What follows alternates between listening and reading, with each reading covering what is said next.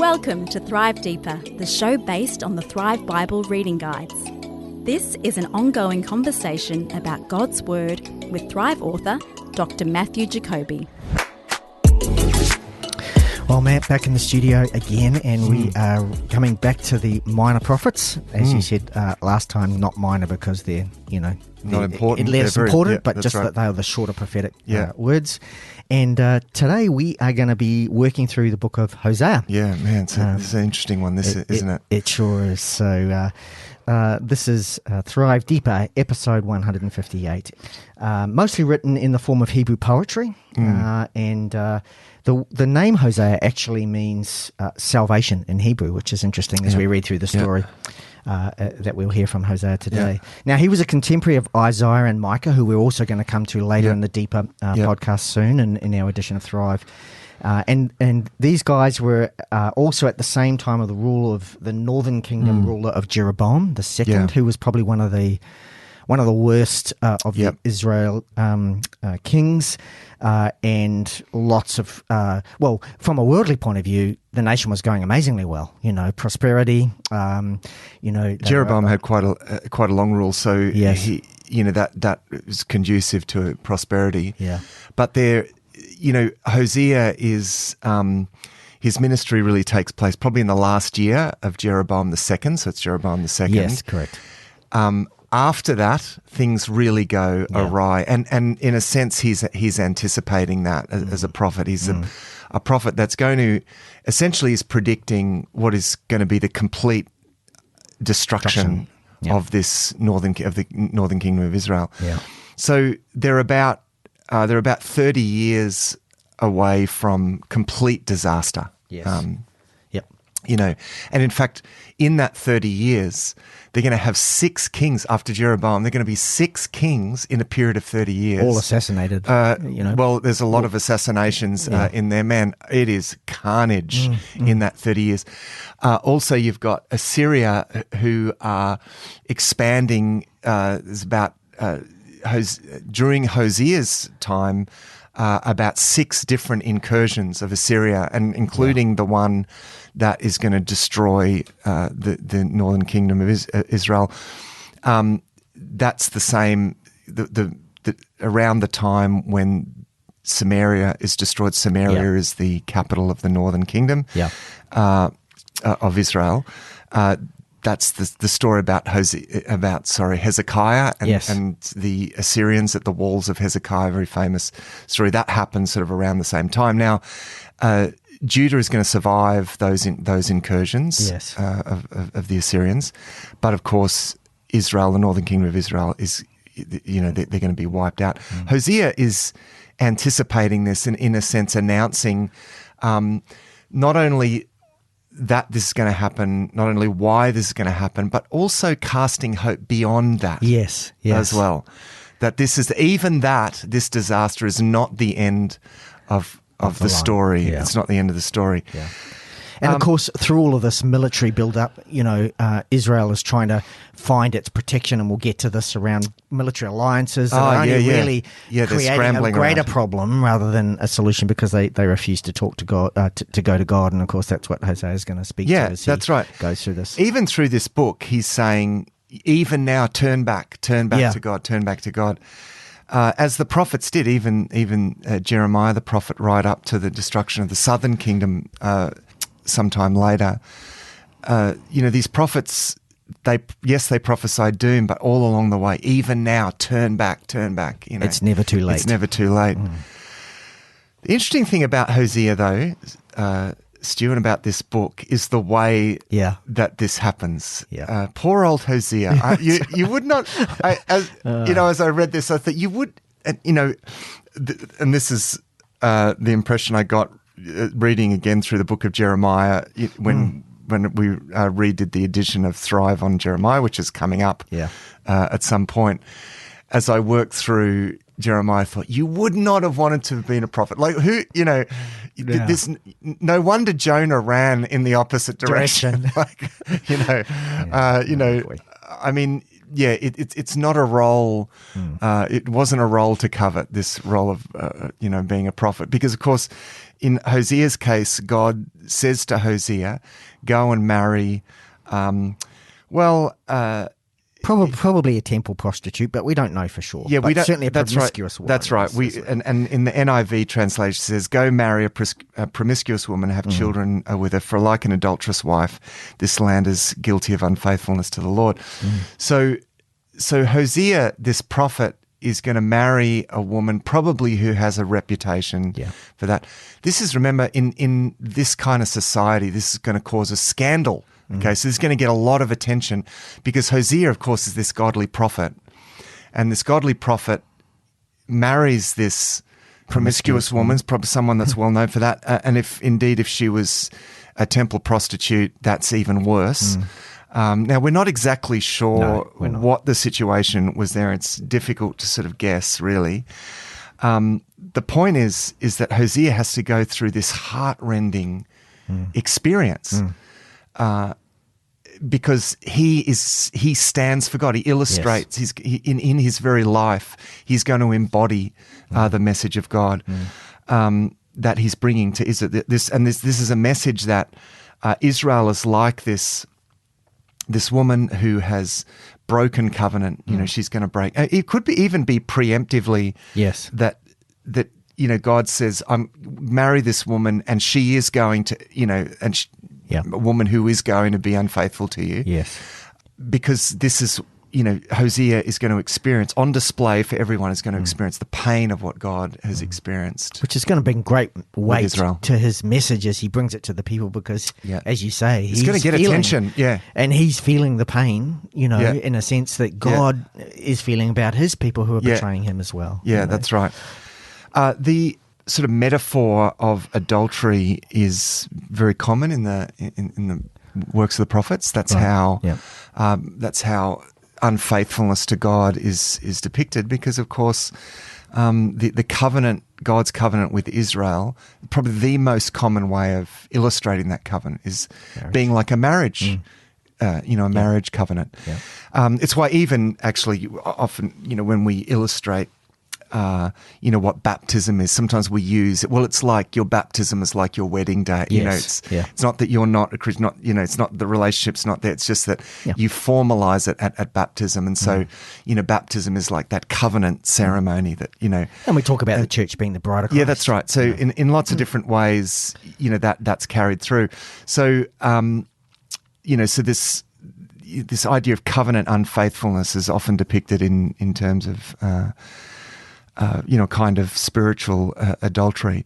I'll say something about the context too, because the big issue here actually mainly is Baal worship is the big issue here. There is the issue of the fact that Israel seemed to go everywhere else but to God for help. This is one of the key problems as well. They would go and they would make alliances with other nations and with the nations around them, which in those cases of the nations in the immediate vicinity, they were told not to do. And Baal worship was, largely a fertility kind of God worship. So Baal, Baal was the god of the rains and the storms, and essentially fertility. And so, and actually, it was connected with cultic prostitution. So it was a kind of a sex cult, really, because it had to do with fertility, and these cults that had to do with fertility that would often involve cult prostitution. So the head of the family was supposed to go up to the temple and engage in with the cult prostitute and pay for that, and so that would then sort of invoke Baal to essentially mirror the same thing and enable fertility of the crops and the animals and so forth. So without getting into the gory details, that was kind of how it worked. So this is a very appropriate, this idea of marriage and the issue with Gomer and Gomer's and just for listeners, the Baal worship, remember again, this was when the kingdoms had built, or Israel had built a temple, a Baal temple in Bethany. and in Bethel, Yeah. and in where is Bethel and Dan. Dan, correct. Yeah. And so remember we talked about this in the Book of Kings, where they were going to these places, and this is in the midst of all of this happening, and this Baal worship happening. So when Jeroboam the first set up the calves at Bethel and Dan, that was at the north and the south, he did so to stop people going to the Judah. Israelites going down to Jerusalem. At that stage, he set up calves. Now, calves were associated with Baal, directly associated with Baal worship. But it's not that Baal is the calf, but Baal was thought of as sort of riding on the backs of calves. Right. But the calves were seen as symbols of Baal's fertility. When Jeroboam first set up those, that was meant to be a symbol of Yahweh. Let's just use the calf and we'll make it it's like, good on you, Jeroboam. Like we know, at the bottom of Mount Sinai, isn't it? Really? Because, and again, and I think in our context, we think, it's so difficult to connect with this, right? Like, why didn't they just stay faithful to God? Surely they knew that God is much more powerful than the Baals. What is this?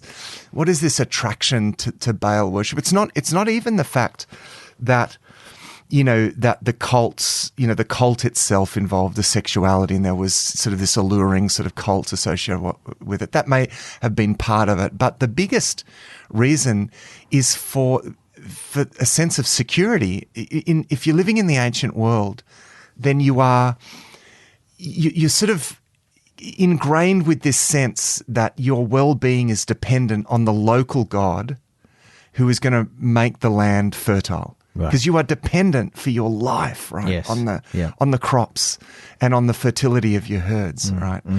And so there's this strong sense, there's this. Well, yes, there's God, but let's hedge our bets. Let's hedge our bets. There's God, but there's the local God, Baal. Right. You really got to keep him happy, right? Yeah. And so, and this for them, this is real, right? That they, And in some sense, I think even now we would say, while we would certainly say Baal is not a god in the sense of God, we could perhaps recognize some kind of sort of demonic spiritual entity behind all of that cult in some sense, you know what I mean?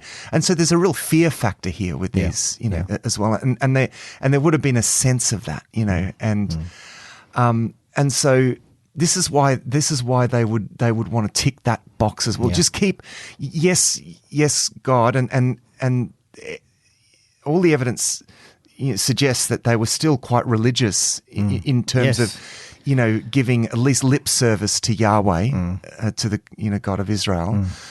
But a lot of the energy and a lot of the sort of sacrifice went towards keeping the Baals happy. Yeah, and lest we think, oh, well, that's them and that's history. I think today we have different equivalents to Baal, and where we don't depend on God, like money particularly is a huge driver. Where are we really going to trust God, or we're going to kind of pray, but at the same time we're going to put all this stuff in place to make sure. So I think it's you're absolutely right. It's easy for us to look back and not relate to that and think, no, that's just history. But in fact, in many ways, there are other gods that we have in the modern Western culture that take the place of God. Yeah, that's so right. It's important to remember that. In that particular area too, like it's such a vulnerable that little stretch of land, along, sort of west of the Jordan, and certainly east of the Jordan as well. It's a very vulnerable bit of land. If the rains don't, it really depends on the rains. Yeah. You've got one water source, which is the lake up there. There's the Sea of Galilee, and then you've got the Jordan run. I mean, you've got the Jordan down the middle, and that's really your water source. And if you've got drought, if there are no rains, it's also very hilly territory as well. So the sort of kind of irrigation from that the Egyptians did from the Nile isn't really possible there. You actually really need rain. You really need rain. You need the seasonal rains, and if they don't come, you're actually you'll starve to death. I mean, these are the sorts of issues here. So this is why, they're just constantly falling into this Baal worship. However, God had said to them in their covenant through Moses, I will provide you. I will ensure that you have what you need. Yeah. I will ensure that you'll have your seasonal rains and fertility for your crop, for your herds and flocks and so forth. So this really is a choice. And I know it could be easy for us to say, they're so stupid. Exactly. Why do they keep? But the pressure, this is life and death. I don't think even we really face in perhaps whatever our equivalents will be. Even then for us, we still have safety nets. Yes. Like you can completely bottom out financially in our culture, and there are still safety nets for you. Yep. In that culture, there was nothing. If you bottom out, you and your family died. Yeah. So this is where this fear factor is. We've got to keep the Baals. It's a very polarizing sort of situation. Yeah. And so it in a sense, it was a matter of who you had faith in, though. It's what am I going to have faith in? Exactly right. Am I going to? I mean, even in our context, am I going to have faith in financial markets? Yeah. But that's where I was kind of saying it's a bit like having $1 each way. It's like, well, I really do want to be able to trust God, but just in case, I'm going to also have this in place. And to some degree, as you say, this is where they were kind of lip service to Yahweh, but at the same time going, but let's just do this in case, in terms of the Baals and that kind of stuff. And it's not like, it's not like they were looking for manna from heaven, just to get the equivalent right, Yes. And neither should we. We're not just looking for money to fall. You've got to work, and you've got to be wise, and you're going to invest wisely, and all of that sort of stuff is completely legitimate. We're not looking for manna to fall out. Neither were they, right? No. They've still got to, sow their crops and harvest and all of that sort of stuff, right? Yeah. So they've got to do that, but. It's this sense of where does your ultimate sense of assurance and security come from, and this is the big issue here. And so essentially, we're saying, or Hosea is saying that idolatry really is the equivalent of adultery in the context of this story of him and Gomer, and this is the picture he's painting actually in his life. It's like he's actually living this out. He's not just giving an illustration. This is his life. That's right. So he goes through this painful experience. He marries this woman. She has 3 kids. And then there's this terrible situation where she's unfaithful to him,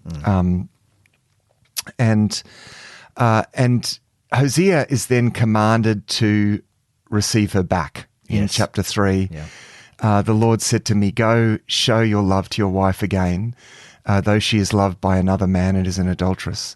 Love her as the Lord loves the Israelites, though they turn to other gods and love and so forth." So I think it's worth pausing it, because this is actually amazing, really. It's like, yes, the Israelites are in this terrible situation, but God is saying, I still love them. I still love them. Ephesians, 2, while we were yet sinners, Christ died for us. So he has to buy her. Interestingly, he has to buy her back. Now, the reason for this may be because having left his household, she may well have fallen into some kind of slavery. Maybe the cult prostitutes that was connected with slavery as well. They were probably slaves, essentially, slaves to that system, and so it may be that she goes back to cult prostitution, if that's the case, and that he has to actually buy her back. He has to actually pay for her to come back. So, which is a striking illustration when you think that actually, for forgiveness to happen and reconciliation to happen, there has to be a price. There's a buying back that needs to happen, of course. That's what God did in Christ. So this is anticipating this. A lot of this book is anticipating what's going to happen beyond the disaster, because this is prophetic of what God is going to do. So important again to note that Hosea at this point, he could have ended his covenant marriage to Gomer. Well, she'd certainly broken the covenant. He could have ended that's that. right. So he had 2 options, either do that or to try to restore it, and he was commanded by God to restore it. And again, there's a picture of God where he could have chosen to end the covenant with the people, but he chooses not to. That's right. Now, this, of course, is pointing beyond here, because there are lots of messages of hope throughout throughout these prophecies, but they are looking beyond what's going to happen in 722 BC. So 722 is the date when the Assyrians come in and completely destroy the northern kingdom and carry the people off into exile. They leave some people there, some survivors, and they resettle Assyrians there. So this is actually that event, that disastrous event that takes place within sort of about 30 years from this point. That's pretty much it for this generation. That's going to be their experience. So it's not that God is promising actually to turn things around for this generation as such. It's going to happen, and this is sort of this multi-generational view. In fact, these prophecies essentially, because it's like, well, when does Israel, the northern kingdom, when do they get gathered back? When is that? When did that happen? Because we know with the southern kingdom, they came back from exile in 537 BC.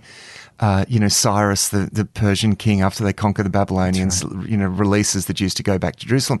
Nothing of the kind happens with Israel, the northern kingdom. They're scattered, and presumably, because one of the reasons for this practice of exiling people is so that they just assimilate into the and basically, more or less, that's what happened. They did it. They assimilated into Assyria and just sort of disappeared, essentially. And Judah, of course, is now the Jew, as we know them as the Jews. They become the Jews. So that's going to be what's left in the south. Now, Hosea is speaking primarily to the northern kingdom, who are about in 30 years are going to be completely destroyed. Now, he's saying to them, I'm going to bring you back. I'm going to forgive you. I'm going to, all of these things that happened to Hosea, I'm going to purchase you back, right? But of course, he's not talking about them. This is in our individualistic way of thinking. It's all about what's in it for me personally. Yeah. But God is thinking multi-generationally. He's thinking about his people in a multi-generational, hundreds, thousands of years, right? God is thinking big picture when he's talking about my people. Yeah. So Gomer here, the woman that Hosea marries, she stands for God's people multi-generationally across potentially thousands of years. Yeah. So the question is, when does he purchase her? When does this purchasing back and this regathering in happen? Well, of course, it happens through in the acts of Jesus Christ, and then the ingathering of the nations after that time. That's really the ultimate fulfillment of that. Because in a sense there's and Revelation brings this out, because Revelation lists the tribes the tribes of Israel and so forth. And even the pointing forward of that, and we'll probably get to this later. I'm just trying to quickly find my notes here where it's 2 days and then I will restore you on the third day. And it's just, all this pointing forward to Christ, which is later in the book. Just before we move on from Gomer and Hosea and his family, and I guess we're going to move into the sort of indictments that he brings against the nation of Israel.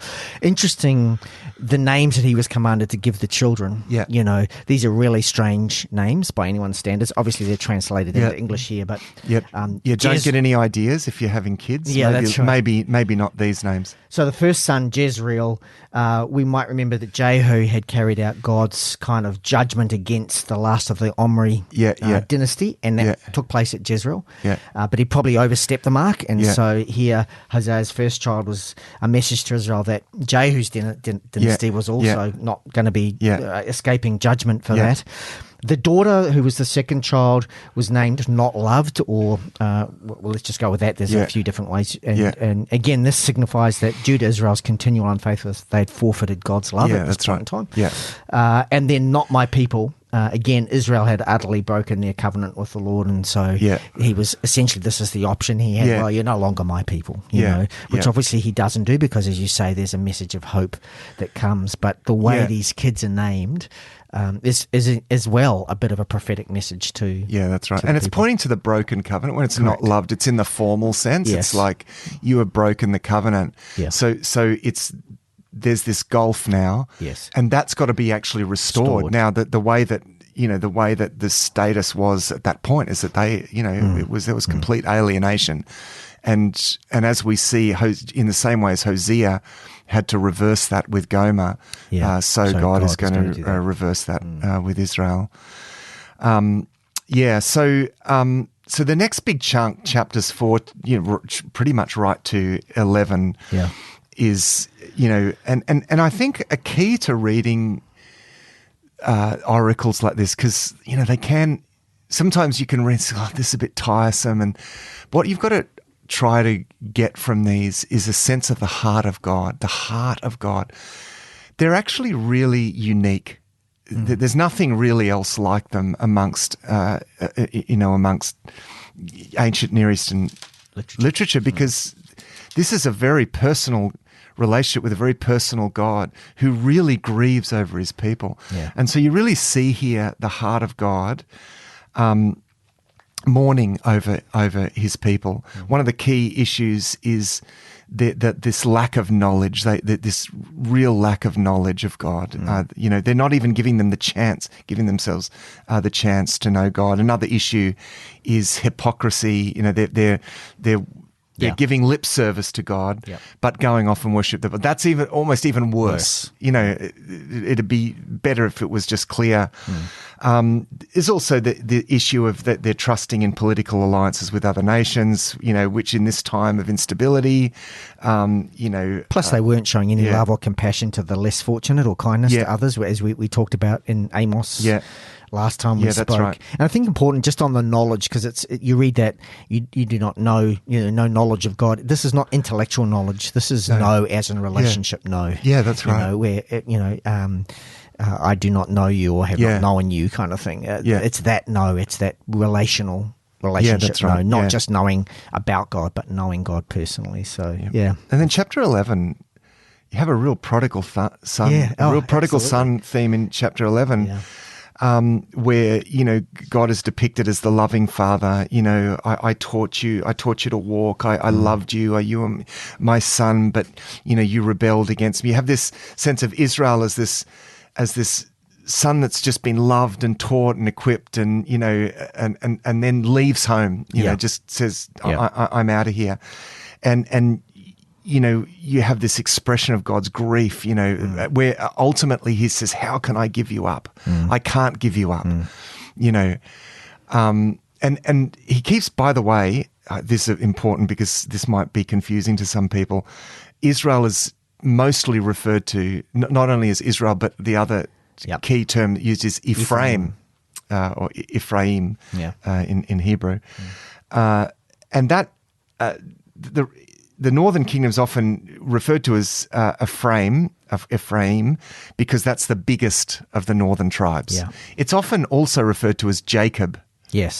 So this is the confusing thing. We've jumped to chapter 11. I'm sure we're going back a little bit, but he even references sort of the story of Jacob in terms of the restoration.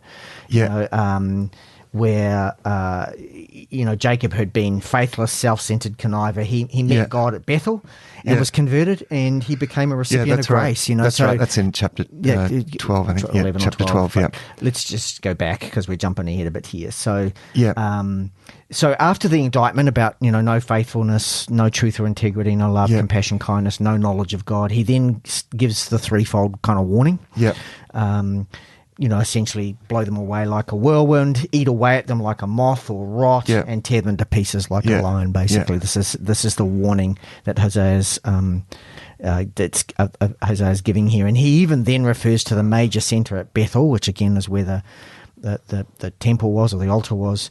He uses the term Beth Aven, which actually means house of wickedness. So he's kind of like pointing to all these things that are actually drawing them away from the true Yahweh, the true God of Israel. Yeah. So it's interesting on that topic of Jacob and so forth. It's interesting the way that the prophets they often, when they're talking, this is again the multi-generational thing, which is such an important perspective. That they will often say, "You did this back when you did." It's like, what? When did we do? I can't remember. Yeah. They'll talk about back when you were in the desert, with Moses. Like this is hundreds of years before, and yet it's them. There's a sense of this corporate responsibility, which is why in one sense, there's this connection with the sins of their fathers. Not culpability as such, but this pattern that they are, in a sense, continuing with. Yeah. But there's still this sense that it's the one people, and that's also goes into the future as well. You did this, but I'm going to forgive you, and I'm going to do this for you in the future. And actually, if you're someone living at that point, you're waiting for it to happen, and it hasn't yet. It's you're not really going to see, not in your lifetime, and yet there's a genuine sense that this is good news because this people, your descendants are gonna be gathered in some sense, and restored back to God. So the history lessons are interesting. It refers to Jacob's line, the fact that Jacob, there was restoration, there, and exactly through his laying hold of God. It refers to Israel's rebellion in the desert, even refers to Israel's choice of a king in King Saul. Yes. And this isn't just digging stuff up from the this is because there's a pattern. Yeah, there's a pattern here because the choice of the King Saul is, we want the kind of security that the other nations have. And this is what's going. What's that old thing again? Yeah. And we're going to do it our way. Yeah. Yeah. Yeah. That's right. Rely on you.